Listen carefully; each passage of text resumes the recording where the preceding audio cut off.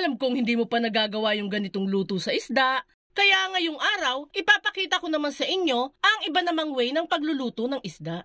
Gagawin natin yung mas pina-healthy at mas pinasarap. Perfect na perfect ang recipe na ito sa bata man or sa matanda. Kaya ano pang hinihintay natin? Let's start! Unahin muna nating i-process itong tatlong isda na nabili natin. Mackerel yata itong isdang nabili natin, guys. Pero hindi po ako sure. Correct nyo na lang po ako, guys, kung mali po ako. Hindi naman limited lang sa isdang ito ang recipe natin. Pwede din naman dito yung ibang malalaman na isda. Basta hindi matinik at hindi maproseso ay pwedeng-pwede yan dito. Ang gagawin lang natin sa isda ay tatanggalin lang natin yung laman nito at ihihiwalay yung tinik. O tinatawag sa English na filleting. Gaya ng ginagawa ko dito sa video. Kaya kailangan, guys, na dapat ay matalas ang kutsilyo ninyo kapag magpi-fillet kayo ng isda. Kapag mapurol po kasi ang ginamit ninyo ay maglalasog-lasog po ang laman ng ating isda. Kaya make sure na hasain muna ninyo ang kutsilyo bago po gamitin. Bali, hinugasan ko na nga po pala muna yung mga isda at tinanggalan ng hasang at laman loob para po hindi tayo masyadong magkalat sa chopping board natin. Bali, after nating ma-fillet ay tinatanggalan ko na din po pala ito ng tinik sa gitna. Yung red part dyan, guys, ay tatanggalin din natin. Nandyan po kasi nakadikit yung mga tinik. After nating matanggalan lahat yun ng tinik, ay pwede na po natin yung gawing sushi. Joke lang! Hatiin na natin yan sa gusto natin maging laki nito. Once matapos na natin ang pagpifillet, ay ito na po lahat ang nakolekta natin. Hugasan lang natin yan for the last time at saka iset aside. Proceed na tayo sa paggawa ng butter mixture nito. Dito, guys, ay para mas pina-healthy ang ating fish fillet recipe, gagamit tayo dito ng malunggay. Mas pina-healthy at mas maganda ang appearance ng recipe natin kapag maglalagay tayo ng malunggay.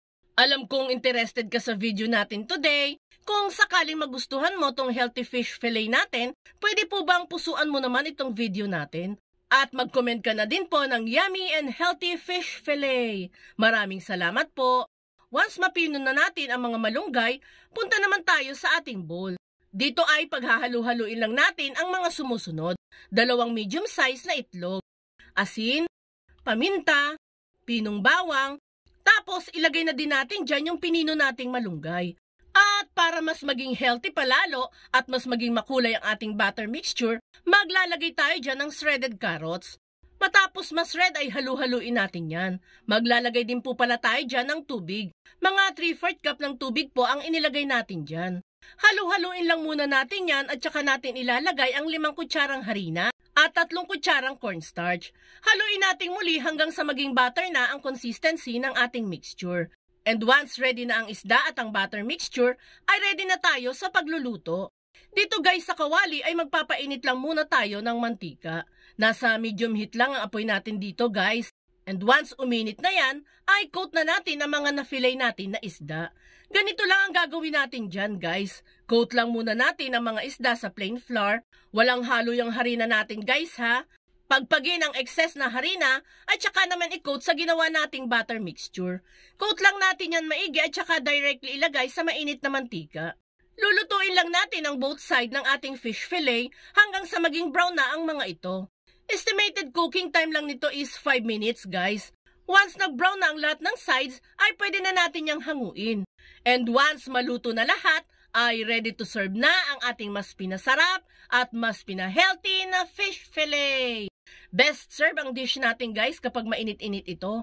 Partneran lang natin yan ang favorite nating timplang suka o di kaya naman ay ketchup. Tiyak ako, guys, na magugustuhan ito ng buong pamilya nyo. Kaya try mo na din gumawa nito. Paano, guys? Dito na kami. Diyan na kayo. Bye!